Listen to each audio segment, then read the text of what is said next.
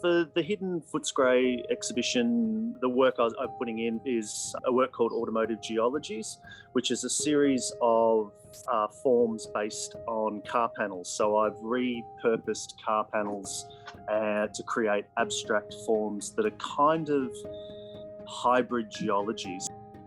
It was an existing work and I was invited to the show with that existing work. So I kind of had to look at concepts around what we were looking for the Hidden Footscray show and find ways to make that fit. So obviously the work was already looking at industry and geologies, and it just so happens that Footscray is on one of the largest basalt plains in the world. So I was like, and because the work speaks to the fact that, pretty much a lot of our modern industry, comes from steel and steel comes from the earth.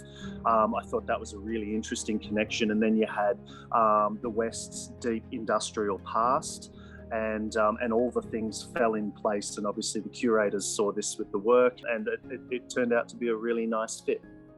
My connection to Footscray's been long and patchy, if you like. I spent quite a bit of time with a studio in West Footscray and lived in Yarraville like 15 years ago. So there was this sort of this long history a long time ago, and then I moved to the country. When I was invited into the show, that was my connection. But then since the invitation, then I've started a whole new sculpture fabrication business in Sunshine, which is in the same shire, and the connection hilariously reconnected surreptitiously after I was invited in the show. So I've on and off worked in the West for a long time now.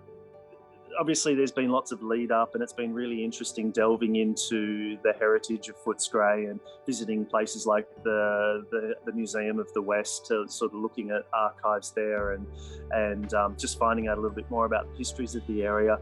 It's a unique thing to have a cohesive exhibition that speaks to place and speaks of histories. And there's amazing artists in the show, so it will be wonderful to see all the work come together and create a dialogue for the visitors.